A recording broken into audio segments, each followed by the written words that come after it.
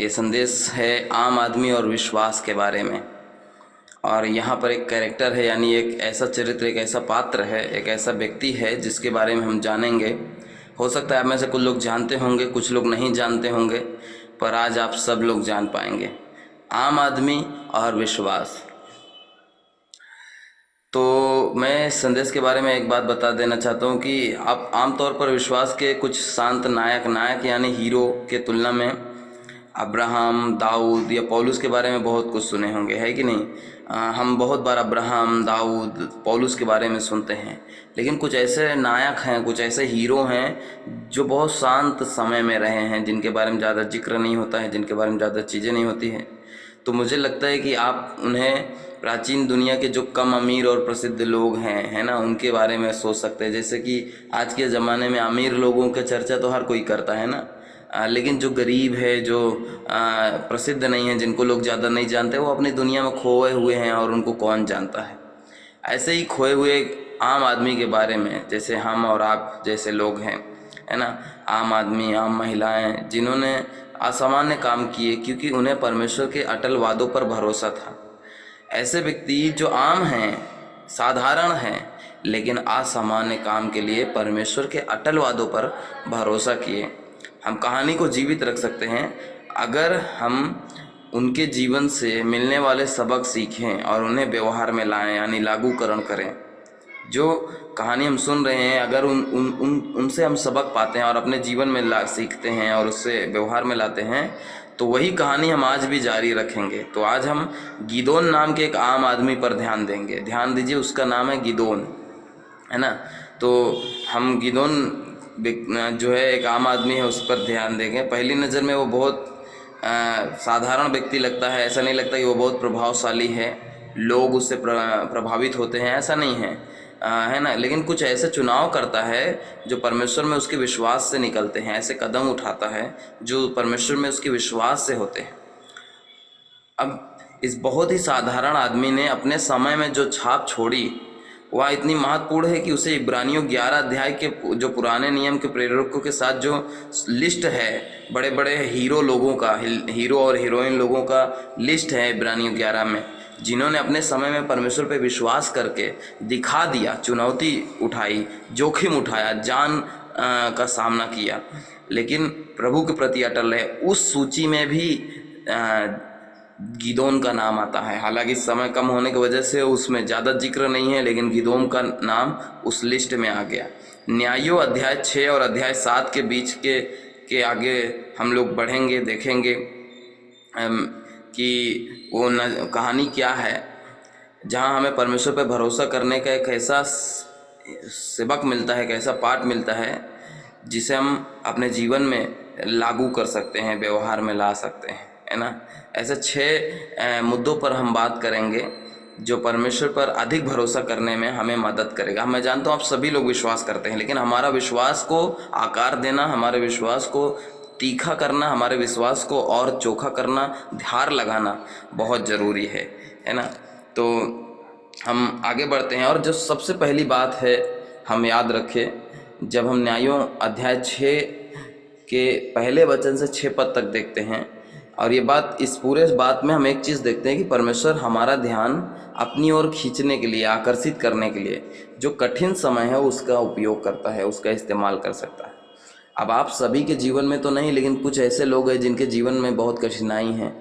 किसी को बहुत पैसों की संघर्ष है, फाइनेंशियली है, किसी को शारीरिक प्रताड़ित है, बीमारी में है, कोई व्यक्ति परिवार या रिलेशन से दर्द में है, चोट लगा हुआ, किसी को धोखा मिला है, किसी के साथ कुछ बुरा हुआ है। आपका जो भी कठिन समय है, याद रखिए वो कठिन समय इसलिए है कि आपका ध्यान परमेश्वर की ओर जाए। जैसे ही हम न्यायों 6 को खोलते हैं, हम पाते हैं कि इजराइल जो राष्ट्र है आराम के समय से बाहर आ रहा है ना।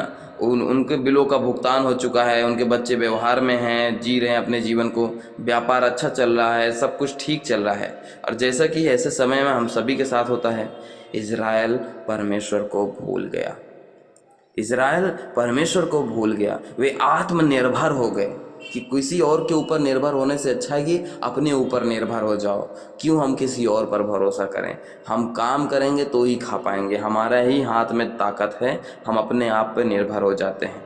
और वे लोग भी आत्मनिर्भर हो गए, उन्हें परमेश्वर की आवश्यकता नहीं थी, इसलिए प्रभु ने उनके विरुद्ध शत्रु को उकसाकर चीज़ों को हिला दिया, ताकि उन्हें दिखाया जा सके कि उनके बिना जीवन कितना कठिन हो सकता है। पहला पद कहता है कि इजरायलियों ने वही किया जो यहोवा की दृष्टि में बुरा था, इसलिए यहोवा ने उन्हें 7 साल के लिए मिद्यानियों के हवाले कर दिया। अब ये जो मिद्यानी गोत्र के लोग हैं, ये जाति के लोग हैं, ये पलिस्ती से भी खतरनाक हैं। पलिस्ती तो खाली लूट पाट करते थे, लेकिन ये तो बहुत भयानक प्रताड़ना भी करते थे। तो मिद्यानी जो थे ये 7 साल के लिए इजरायलियों के ऊपर हावी हो गए, क्योंकि परमेश्वर ने उन्हें हावी होने दिया। अब आपको ये जानना चाहिए कि मिद्यानियों की ताकत बहुत ज़्यादा थी। वे इजरायलियों पर बेरहमी से अत्याचार करते थे। हर साल फसल के समय आसपास जो खानाबदोश मिद्यानी ने इजराइल पर आकर आक्रमण कर दिया। और पद 5 हमें बताता है कि वे टिड्डियों की तरह आते थे और देश को तबाह कर देते थे। टिड्डी का झुंड जब आप देखेंगे कि उनकी गिनती करोड़ों में होती है, वो अकेले 2-3 टिड्डी नहीं होते, बल्कि जो पूरे फसलों को चट जाते हैं, उनकी तुलना ऐसा करता है क्योंकि मिद्यानी की गिनती बहुत थी। जो कुछ वे अपने साथ नहीं ले जा सकते थे वो उसे नष्ट कर देते थे। अगर सोचते थे कि ये हमारे साथ नहीं जा सकते तो उसको नाश कर देते थे, उसे जला देते थे। बाइबल बताती है कि इतना बुरा था कि कई इजरायली अपने घरों को छोड़कर गुफाओं और गड्ढों में रहने लगे। उन्हें अपनी जान का डर था। वो पहाड़ों के दरारों में जाकर छुप जाते थे, चट्टानों के दरारों में जाकर छुपे रहते थे, अपने बच्चों को उठाकर वहाँ गड्ढों में छुपा देते थे। गुफाओं में जाकर जहाँ जंगल में जानवर रहते थे उनके बीच में रहने लगे थे। ये दशा हो गई थी। और ये 7 साल तक चलता रहा। एक 2 साल नहीं, 3 साल नहीं, बल्कि 7 साल तक चलता रहा। अंत में इजरायलियों ने मदद के लिए प्रभु को पुकारा। उन्होंने प्रभु की ओर मुड़ने के लिए इतना लंबा इंतजार क्यों किया? ये सवाल उठता है कि अगर वो 3 साल 4 साल दर्द में थे तो वो परमेश्वर को पुकार सकते थे, लेकिन 7 साल के बाद उन्होंने परमेश्वर यहोवा को आवाज़ दिया। क्यों इतना लंबा इंतज़ार किया? तो मुझे लगता है कि क्योंकि वो बहुत हद तक हमारे जैसे थे। कई बार हम लोग भी उसी में गोता खाते रहते हैं, उसी दर्द में पीड़े में पड़े रहते हैं। ये नहीं होता है कि हम अभी ही प्रभु को पुकारें, हम और प्रयास करते हैं, हम और 4 लोगों की सलाह लेते हैं, अविश्वासियों की सलाह लेते हैं, उनके पास जाते हैं, उनसे पैसे लेते हैं, उनसे मदद लेते हैं, उनसे कर्ज लेते हैं, उनकी सलाह लेते हैं, तरह तरह की चीज़ें करते रहते हैं। उन्होंने तब तक इंतजार किया जब तक कि हर संभव विकल्प खत्म नहीं हो गया। और हम भी ऐसे ही करते हैं कि जब सारा रास्ता बंद हो जाता है तभी प्रभु के पास आते हैं। मेरे भाई बहन, क्यों नहीं हम अभी अपनी स्थिति में प्रभु के पास आ जाए? वे इसे बर्दाश्त नहीं कर सके। 6 पद हमें बताता है कि मिद्यान के कारण इज़राइल गरीबी से ग्रस्त हो गई। जो इज़राइल एकदम हंसता फूलता परिवार था, उनके पास किसी बात की घटी नहीं थी, वो इज़राइल गरीबी से ग्रस्त हो गए। इज़राइलियों ने प्रभु को पुकारा। कितनी बार हमारे सामने कठिन परिस्थितियां आई है और हम कभी ये पूछने के लिए नहीं रुके कि उन परिस्थितियों में परमेश्वर हमारे लिए क्या योजना बना रहा है। हम ये नहीं पूछ पाते कि प्रभु इस परिस्थिति में, अगर मैं बीमारी में हूँ, अगर मैं कर्ज में हूँ, अभी मैं तकलीफ में हूँ, प्रभु इसमें आपकी क्या योजना है? मुझे रास्ता दिखा, मेरी कमियों को दिखा, मैं क्या बेहतर कर सकता हूँ, मुझे मदद कर। इसके बजाय हम क्या करते हैं? हम सोचते हैं, बहुत विचार करते हैं, बहुत बुद्धि लगाते हैं, धीरज धरते हैं कि हम इसे अपने दम पर संभाल लेंगे, अपनी ताकत से सही कर लेंगे। लेकिन गिदोन से हमें सीखने की ज़रूरत है। अगर ऐसा स्थिति आपके साथ है तो आज का संदेश सीधा आपके लिए है।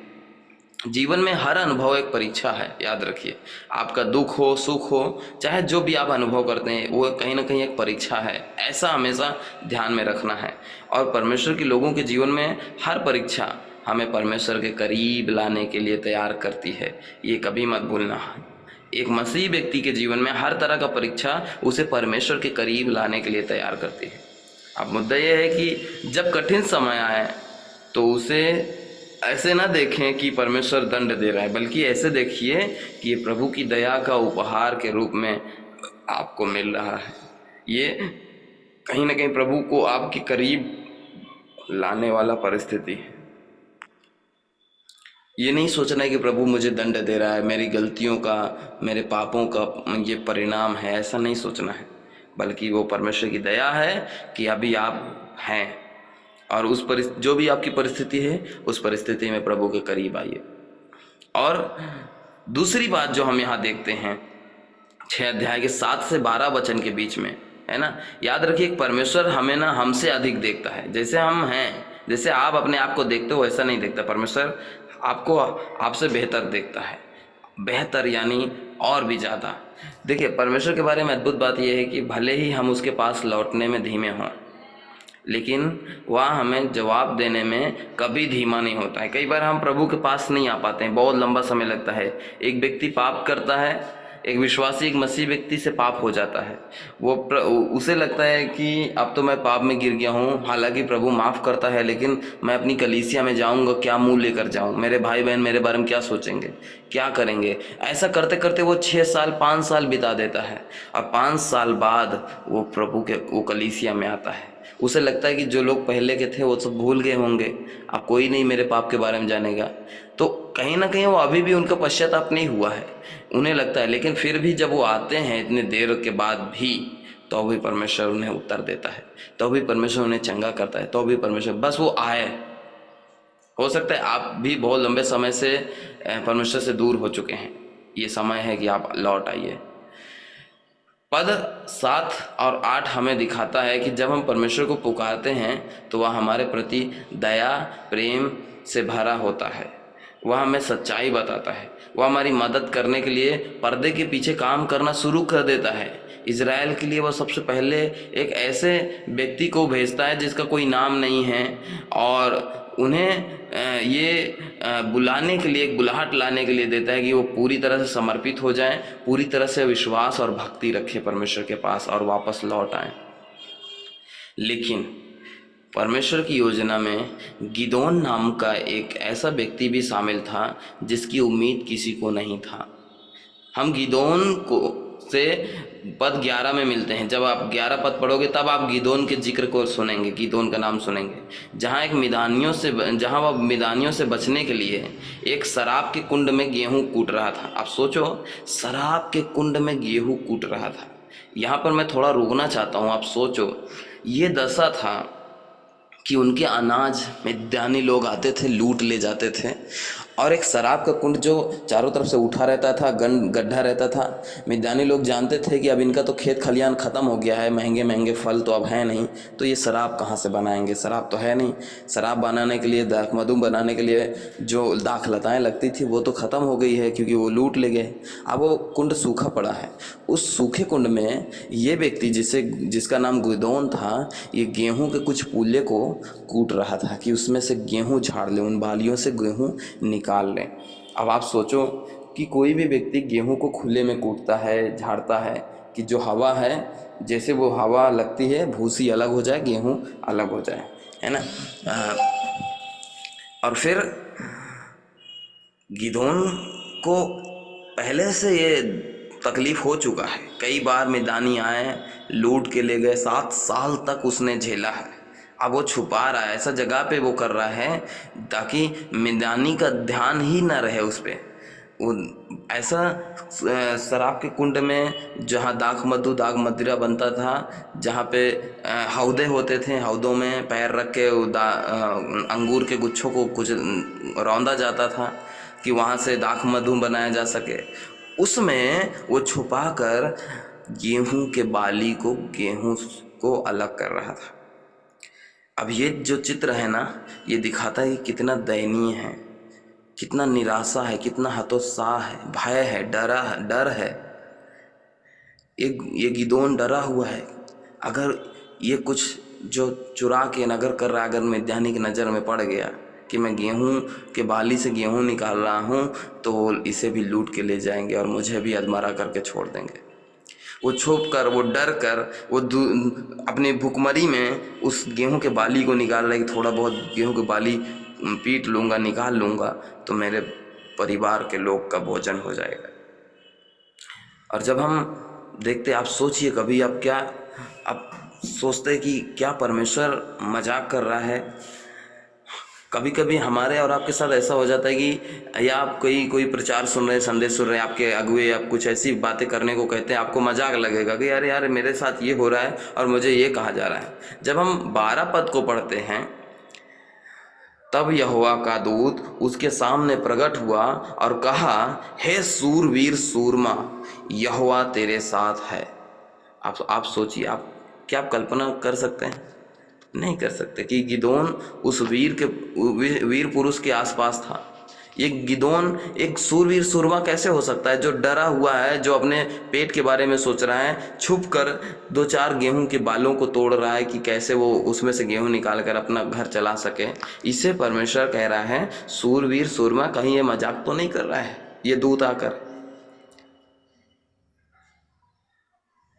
क्या परमेश्वर मजाक कर रहा था, या फिर उसने गिदोन से ज़्यादा देखा? सच में गिदोन को जैसे लग रहा था वो उससे ज़्यादा उसे देख रहा था। मेरा मानना है कि परमेश्वर ने देखा कि गिदोन को क्या बनाने वाला है परमेश्वर। अब समय आ गया है कि गिदोन भी इसे देखे। प्रिय भाई बहनों, क्या आप जानते हैं कि आप वास्तव में कौन हैं? आप क्या हो? आपकी परिस्थिति में भी आप अपने पेट के बारे में, परिवार के बारे में, घर के बारे में, भविष्य के बारे में सोच रहे हैं, और अचानक ऐसे में परमेश्वर आपको बुलाहट देता है और आपको लगता है क्या परमेश्वर मेरे साथ मजाक कर रहा है। हम खुद से सबसे बड़ा झूठ ये कहते हैं कि परमेश्वर केवल खास लोगों का ही उपयोग करता है, खास और विशेष पढ़े लिखे लोगों को ही अपने राज्य के लिए इस्तेमाल करता है। मैं बताना चाहता हूँ, अगर आप एक नए जन्म पाए हुए विश्वासी हैं तो आप परमेश्वर की संतान हैं, उसके मित्र हैं, उसकी खास रचना है। आपको न्याय से ऊंचा ठहराया गया है, परमेश्वर की निंदा से हमेशा के लिए आपको अलग कर दिया गया है, आपको उसके परिवार में गोद लिया गया है। आप परमेश्वर के राज्य के नागरिक हैं, आप परमेश्वर के हैं। उसके प्रेम से कभी आप अलग नहीं हो सकते, और आपके पास जीवन और ईश्वरीयता के लिए जो कुछ भी चाहिए वो सब कुछ है। परमेश्वर जानता है कि आप कौन हैं, भले ही आप ना जानते हो। वह आपकी असली पहचान को देखने में आपकी मदद करने के लिए काम करेगा। हालेलुया। प्रभु चाहता है कि वो मदद करे आपको, कि आप जानो कि आप कौन हो। क्या आप वही हो जो दर दर भटक कर 2 पैसे जुटाकर अपने परिवार को चलाता है, बहुत दुख, पीड़ा, धोखा, गाली, झूठ, निंदा, कड़वाहट सह कर वो बस अपने जीवन में जी रहा है? क्या आप वो हो? नहीं, आप जो देख रहे हो अपने आप को, परमेश्वर आपको उससे बहुत अधिक देख रहा है। गिदोन के पास आते, एक शक्तिशाली योद्धा कहलाने के बाद गिदोन ने परमेश्वर से प्रश्न किया। देखिए, एक बात यहाँ मैं बोलना चाहता हूँ कि परमेश्वर ना अपनी उपस्थिति से अपनी प्राथमिकता को मजबूत कर देता है, दृढ़ कर देता है। आपके जीवन में परमेश्वर की उपस्थिति आने की ज़रूरत है, बस उसकी प्राथमिकता जो है वो अपने आप दृढ़ हो जाएगा, वो उसकी पुष्टि कर देगा। एक शक्तिशाली योद्धा कहलाने के बाद गिदोन ने परमेश्वर से प्रश्न किया, हे प्रभु, यदि यहोवा हमारे साथ है तो ये सब क्यों हुआ, और उसके सब आश्चर्य कर्म कहाँ हैं जिनके विषय में हमारे पूर्वजों ने हमें बताया था। जब हम 11 पद देखते हैं, गिदोन का निष्कर्ष ये था कि परमेश्वर ने उन्हें त्याग दिया है, परमेश्वर ने उन्हें छोड़ दिया है। और 14वें पद में कुछ ऐसा दर्द है जिसने गिदोन के दुखों, उसके दर्द वेदनाओं को कुचल दिया। इसमें कहा गया है कि प्रभु ने उसकी ओर रुख किया, यानी प्रभु का मुख, प्रभु का चेहरा, प्रभु की योजना, प्रभु के सारे विचार अब गिदोन की ओर आ गए। उसने गिदोन को सीधे चेहरे पर देखा और कहा, अपनी शक्ति से जाओ और इज़राइल को मैदान की शक्ति से बचाओ। क्या इस प्रचार में, संदेश में जो आप सुन रहे हो, मैं आपको भेज रहा हूँ? क्या परमेश्वर आपको भेज रहा है? क्या परमेश्वर आपको बुला रहा है? क्या आपके दिल में आपको लग रहा है परमेश्वर आपको बुला रहा है? गिदोन अभी भी इस दिव्य समीकरण में गणित नहीं कर पा रहा है, सोच नहीं पा रहा है कि हो क्या रहा है मेरे साथ, मैं क्या करूं, मुझे समझ में नहीं आ रहा है, कुछ तो हो रहा है मेरे अंदर। इसलिए वो देखता है कि उसका जीवन कितना अप्रभावी है, कोई फर्क नहीं पड़ता। वह एक अपने कबीले में सबसे कमज़ोर कड़ी है, अपने परिवार में सबसे छोटा है, उसके पास अपने कबीले से घुड़सवार सेना को बुलाने का कोई अधिकार नहीं है, दूसरों से दूर की बात है। ये हाल था। गिदोन अपने आप में कुछ नहीं है।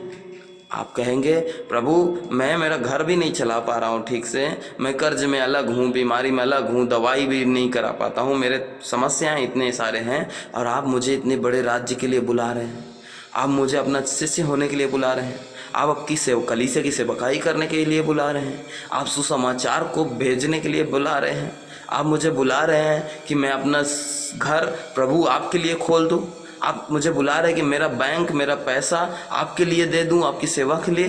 प्रभु ये तो मुझसे नहीं हो पाएगा, क्योंकि मैं मेरे परिवार में सबसे छोटा हूँ, मैं कमज़ोर हूँ, मैं कुछ नहीं कर सकता। लेकिन प्रभु कुछ तो कह रहा है, आपके दिल में कुछ तो हो रहा है। देखिए, परमेश्वर अपनी उपस्थिति को आपके दिलों में डाल रहा है। परमेश्वर ने 16वें पद में अपनी उपस्थिति के साथ अपनी प्राथमिकताओं की पुष्टि कर दी, उसे मजबूत किया। वो कह रहा है मैं तुम्हारे साथ रहूँगा। यहोवा ने उससे कहा तुम मिधान को मार डालोगे। गिदोन से कह रहा है मिधान एक बहुत बड़ी जाति है, एक बहुत बड़ा देश है, इस अनगिनत टिड्डियों के जैसे दल पे दल है, और ऐसे कह रहा है परमेश्वर तुम मिधान को मार डालोगे जैसे कि वो कोई एक आम आदमी हो। गिदोन को एक विवाद रहित कार्य सौंपा गया, मतलब इसमें कोई विवाद नहीं है, इसमें कोई समस्या नहीं है। पहले से ही उल्लेखनीय परिणाम बताए गए कि तुम्हें जाना है, उन्हें मार लेना है और तुम अपने लोगों को छुड़ा लोगे, एकदम साधारण सी बात। और प्रभु की बेजोड़ भागीदारी का वादा किया गया है ना। आज हम ऐसी कलीसिया में हैं जहाँ पर परमेश्वर ने हमें दर्शन में रखा है कि हम जाएं और प्राप्त करें और परिवर्तन लेके आएँ, हम जाएं, प्राप्त करें और परिवर्तन लेके आएँ। लेकिन पहले जाना तो होगा, पहले कदम तो उठाना होगा, पहले अपने दिल में तो कदम उठाओ, पहले आप तैयार तो हो जाओ कि प्रभु मैं तैयार हूँ आपके लिए। और फिर प्रभु कुछ देने जा रहा है, ले लो। परमेश्वर की शिक्षा, उसके ज्ञान, उसकी समझ, उसके चीज़ों को जो आपके दिलों के अंदर छुटकारा ला रहा है, खोल रहा है, चाबी दे रहा है, उसको ले लो और फिर देखो परिवर्तन को। एक ऐसी कार्य को सौंप रहा है जिसमें कोई विवाद नहीं है, एकदम सिंपल सी बात है, जाओ प्राप्त करो और परिवर्तन लाओ। अब आगे की पुष्टि के बाद वास्तव में परमेश्वर खुद परमेश्वर के साथ व्यवहार कर रहा था। जैसे हम बस पद 22 में पढ़ते हैं, वो हमें बताता है गिदोन के लिए एक टुकड़े सही जगह पर आ गए। जो चीज़ें उसके लिए सब बिखर गए थे टुकड़े टुकड़े, जो चीज़ें उसके जीवन में सब तहस नहस हो गया है, ऐसा लग रहा था कि अब वो वापस जुड़ रहे हैं। वो चिल्लाता है ओ नहीं, पर प्रभु परमेश्वर, मैंने प्रभु के दूत को आमने सामने देख लिया है, देखा है, उसके डर को आराम मिला है ना। उसे लग रहा है कि मैंने उसको अपने सामने देखा, उसके डर को आराम मिला है, उसकी पुकार की पुष्टि हुई। इसलिए उसने प्रभु के लिए एक वेदी बनाई, उसने प्रभु के लिए एक वेदी बनाई। गिदोन को परमेश्वर से व्यक्तिगत मुलाकात की जरूरत थी। परमेश्वर ने उसे वहीं पर पाया जहां वह था,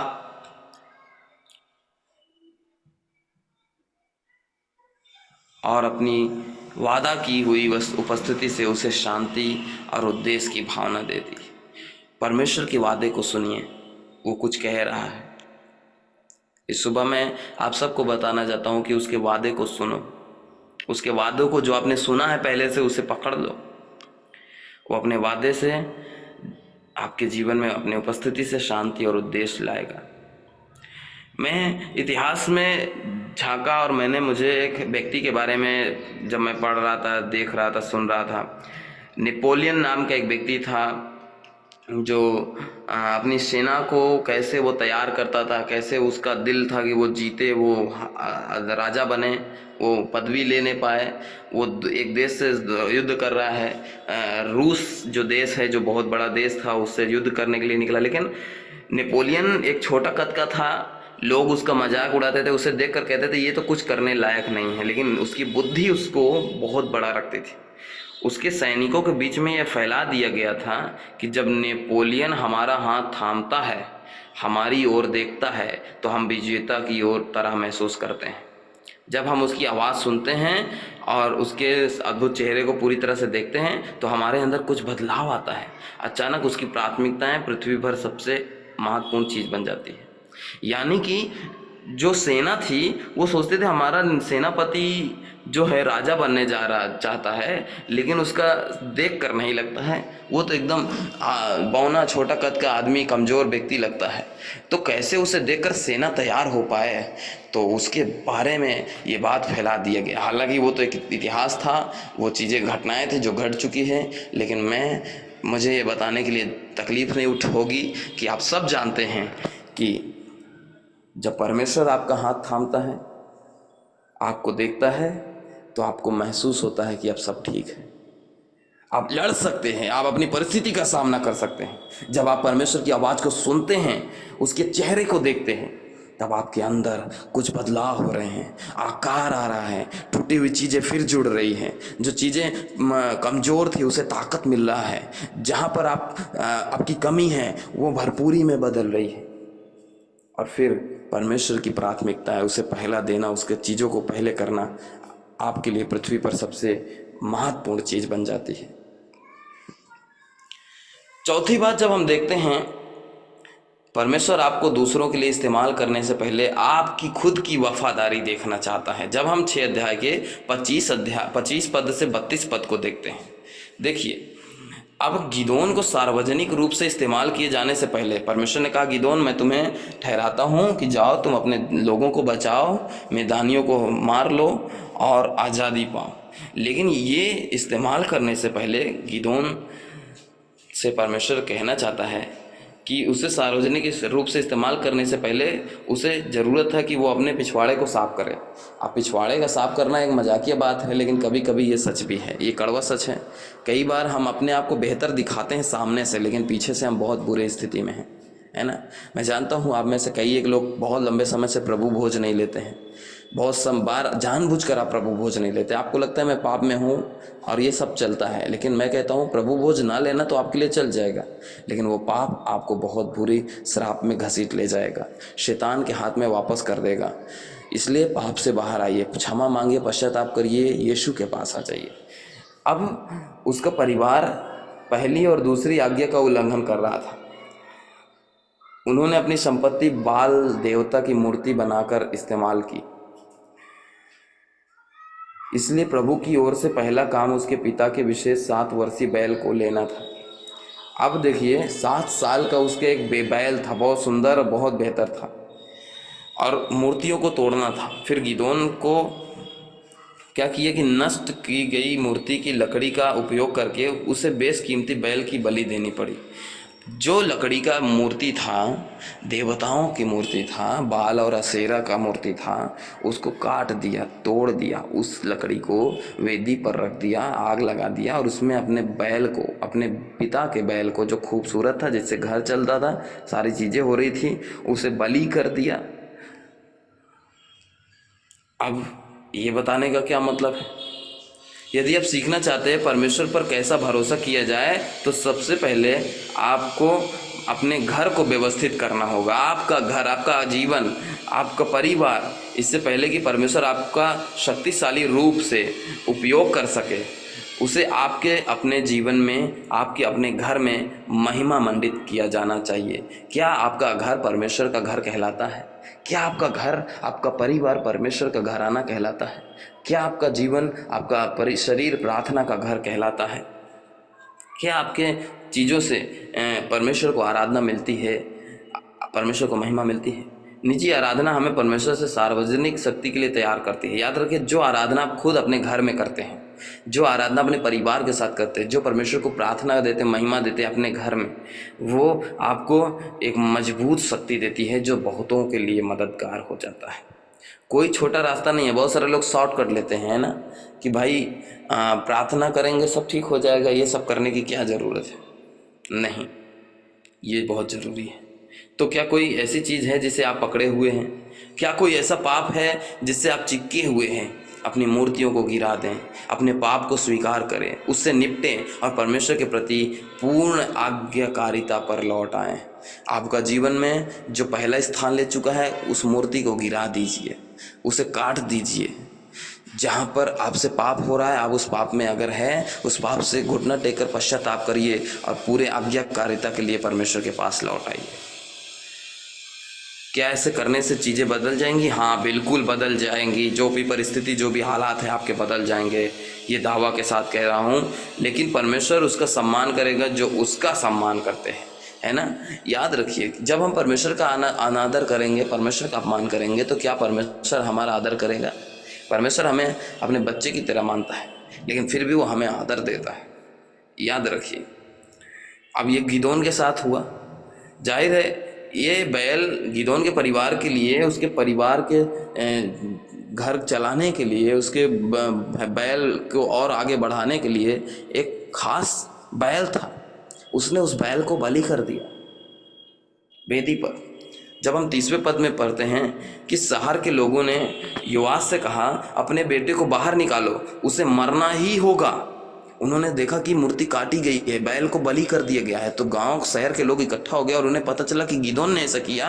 तो उसके पिता से कहा कि सुनो, अपने बेटे को बाहर निकालो, उसे मरना ही होगा। उसने हमारे देवताओं को मारा, हमारे जो जिसमें हम व्यस्त थे उस चीज़ों को खराब कर दिया है ना।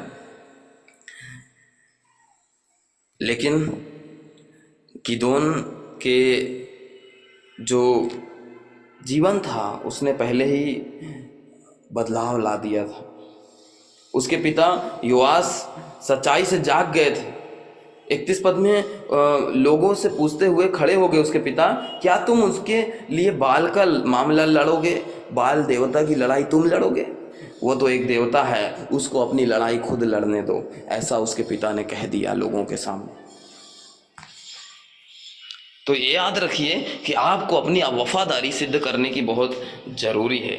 जब तक हम अपनी वफादारी, अपनी ईमानदारी, अपने विश्वास को दिखाते नहीं हैं अपने जीवन से, तब तक परमेश्वर हमें किसी भी के लिए इस्तेमाल नहीं करेगा। क्या आप चाहते हो परमेश्वर आपको बड़े कामों के लिए इस्तेमाल करे, परमेश्वर आपके जीवन में बड़ी आशीष और बड़ा प्रभाव लेकर आए? आप एक प्रभावशाली बनना चाहते हो? सबसे पहले अपने जीवन में परमेश्वर को वफादारी दिखाओ परमेश्वर से कि प्रभु, मेरे लिए आपसे पहला कोई नहीं है। मेरे बच्चे, मेरे काम, मेरा व्यवसाय, मेरे रोग, मेरे रिश्तेदार, मेरे घर बनाना, मेरा शादी विवाह, सब दूसरे नंबर पे आते हैं। पहले जगह पर आप हैं। आपकी सेवकाई, आपका संगति, आपकी सेवा, आपकी महिमा, आपकी कलीसिया और आपके दर्शन सबसे पहले हैं, बाद में मेरी चीज़ें होती हैं।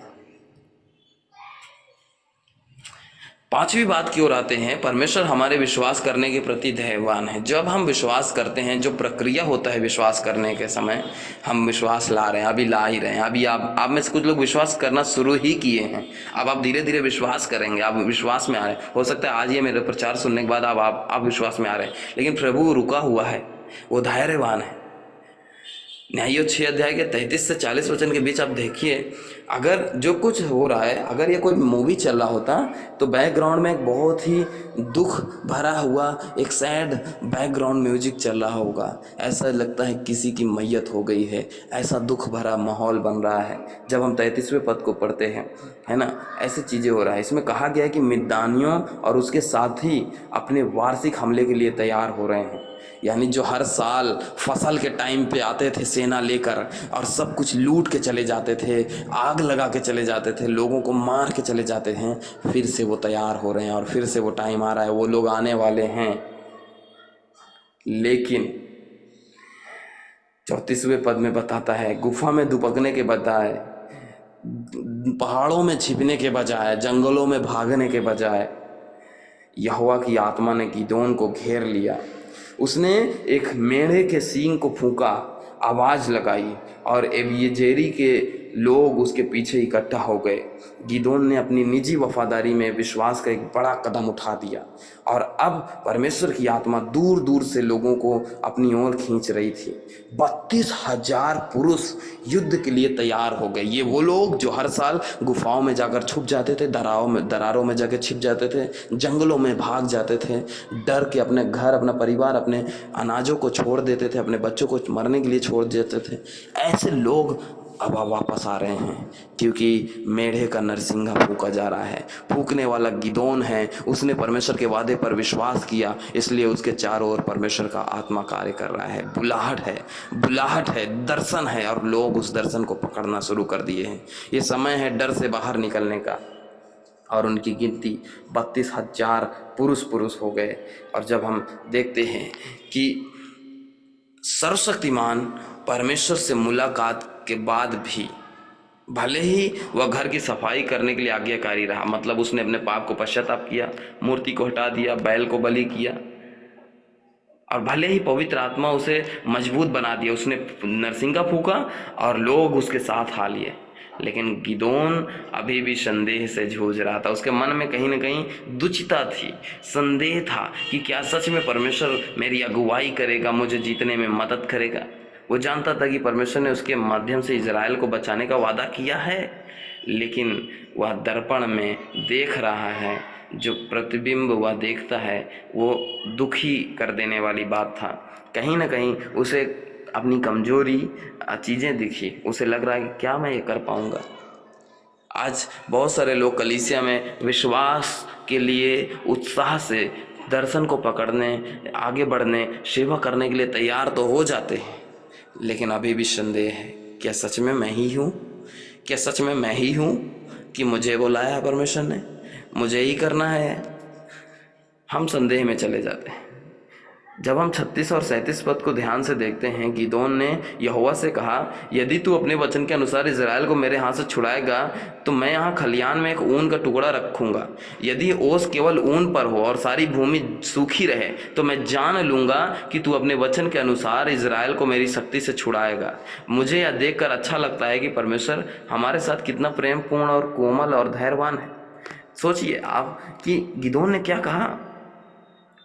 गिदोन ने कहा, मैं एक ऊन रखता हूँ, भेड़ का कतरा हुआ ऊन, और पूरा जमीन सूखा रहे, लेकिन रात को जो आसमान से ओस गिरता है वह ओस केवल इस ऊन पर गिरा रहे, पूरा जमीन सूखा रहे।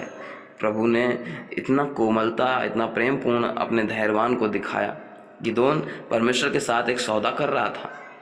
वह एक संकेत चाहता था जिसमें उसे मजबूती मिल सके, पुष्टिकरण था। और बाइबल कहती है कि अगली सुबह परमेश्वर ने उसे वो दिया जो वो मांग रहा था। ऊन गीला था और भूमि सूखी थी। यहाँ तक कि जब पुराने नियम का संदेह करने वाला ये थोमा बाद में परीक्षण को उलट देता है। अब सोचिए, तो नए नियम में हम थोमा को जानते हैं, यीशु के हाथ के छेद में उंगली डालकर चेक करता है कि यीशु को सच में ये वही है जो मुर्दों में से जी उठा। ये पुराने नियम का थोमा है। इसने कहा ऊन गीला हो जाए और जमीन सूखा रहे, और हो गया। लेकिन यह फिर से पलट देता है और कहता है कि प्रभु मुझे क्षमा कर, लेकिन मैं चाहता हूँ कि अगर ऐसा है तो ऊन सूखा रहे और भूमि पूरी ढकी रहे ओस से। तब भी परमेश्वर ने गिदोन को अपनी शक्ति की पुष्टि की। हमारा प्रभु, हमारा परमेश्वर इस व्यक्ति को पूर्णतः आश्वस्त सेवक के रूप में विकसित कर रहा था। कई बार हम भी परमेश्वर के साथ बहुत सारे परीक्षाएं करते हैं, फिर भी प्रभु हमारे प्रति दयावान है, प्रेम दिखाता है और कहता है ठीक है, ये चिन्ह मांग रहा है तो मैं चिन्ह दूंगा, जान ले तू कि मैं ही तेरा परमेश्वर हूँ, तुझे उठा रहा हूँ, है ना। हर संदेह को दयालु आश्वासन मिला। परमेश्वर आपको भी वैसा ही धैर्य दिखाएगा जैसा आप उसका चेहरा ढूंढते हैं। आपके डर को दूर करके आपको परमेश्वर का पुरुष और स्त्री बनाएगा। आप जो भी है, आपके डर, आपके संदेह को दूर करेगा। प्रभु जब तक आपके दिल को आश्वस्त नहीं कर देता, स्पष्ट नहीं कर देता, आप परमेश्वर भी धैर्य रखेगा। इसलिए अपने आप को, अपनी बुलाहट को जान लीजिए। जब हम देखते हैं इस चीज़ों को, कहानी आगे बढ़ती है और अंतिम में छठवीं बात जो मैं यहाँ बताना चाहता हूँ, सफलता परमेश्वर के सामर्थ्य से निर्धारित होती है, हमारे सामर्थ्य से नहीं, हमारी शक्ति से नहीं। इस हम 7वें अध्याय में पहुंच जाते हैं। पहले वचन से 8 वचन के बीच कुछ घटनाएं घटती हैं। गिदोन अब झगड़ने के लिए तैयार है, लेकिन परमेश्वर की कुछ और ही योजना है। क्योंकि 32,000 लोग आ गए हैं एक नरसिंगा फूंकने से। परमेश्वर का आत्मा कार्य कर रहा है। अब गिदोन को लग रहा है अब तो मैं जीत लूंगा, लेकिन परमेश्वर की योजना कुछ और है। न्याय 7:2 में बताता है, परमेश्वर ने गिदोन से कहा तुम्हारे पास बहुत सारे लोग हैं, इसलिए मैं मिद्यानियों को तुम्हारे हवाले नहीं कर सकता, नहीं तो इजरायली डींग मार सकते हैं। मैंने खुद ऐसा किया है ना। कई बार देखिए परमेश्वर ने ही लोगों को बुलाया और फिर उसे कम करने के लिए भी कहता है। परमेश्वर गिदोन को कहता है संख्या कम करने के लिए कुछ परीक्षण देते, और एक परीक्षा में 22,000 लोग कम हो जाते हैं। 32 में से 22,000 लोग गए तो 10,000 लोग बचे। कभी कभी हमारे चीज़ें हमारे साथ ऐसे ही होती हैं, हम लोगों को देखते हैं कि कोई दूसरा तीसरा 4-5 व्यक्ति तैयार हो तो ही हम करें, अकेले मैं कहाँ कर सकता हूँ। तो 4-5 लोग मिलके क्या कर लेंगे जब तक 100-200 लोग तैयार ना हो। देखिए 22,000 लोग निकल गए, 10,000 लोग बच गए, लेकिन परमेश्वर ने कहा अभी भी बहुत सारे लोग हैं। जब हम चौथे पद को पढ़ते हैं 7वें अध्याय का, एक परीक्षण दूसरी बार परमेश्वर ने दिया। परमेश्वर ने गिदोन से कहा कि वो अपने आदमियों को नदी के पास ले जाए और उन्हें पानी पीने दे। उन सभी लोगों को बाहर निकाल दे जो पीने के लिए अपना चेहरा पानी में डालते हैं। उन लोगों को अलग रखे जो अपने हाथों से पानी को मुंह में डालते हैं।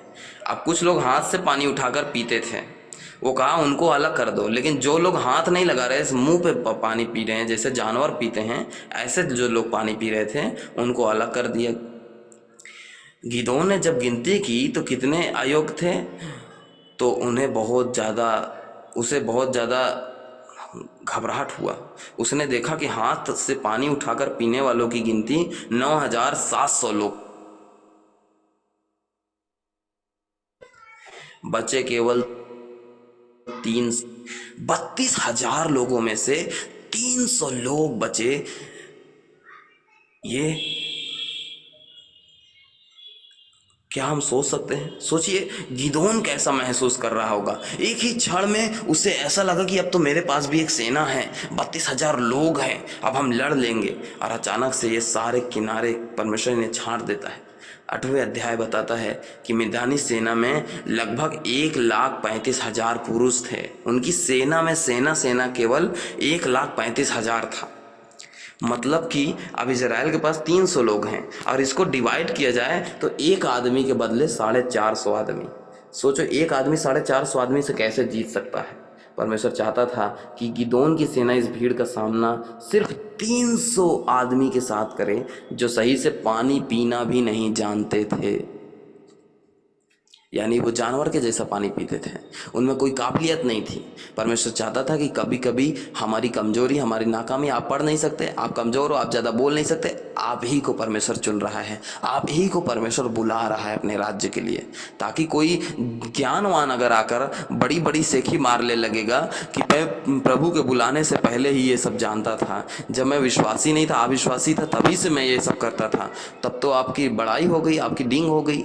परमेश्वर ने तो कुछ किया ही नहीं है। इसलिए परमेश्वर ने उन 300 लोगों को चुना जिन्हें पानी पीने का भी तमीज नहीं था, और उन 3 में से हर एक व्यक्ति के बदले में 450 लोग थे। परमेश्वर ने अपनी ताकत को उन पर उंडेल दिया, बढ़ाने के लिए जो उनकी कमजोरी थी, एक असंभव स्थिति बनाई। ये उनकी विशेषता है। परमेश्वर ऐसा ही है। लूका में यीशु ने कहा 18:37 में, जो मनुष्य के लिए असंभव है वो परमेश्वर के लिए संभव है ना। हमारे लिए यहाँ एक अच्छा सबक है।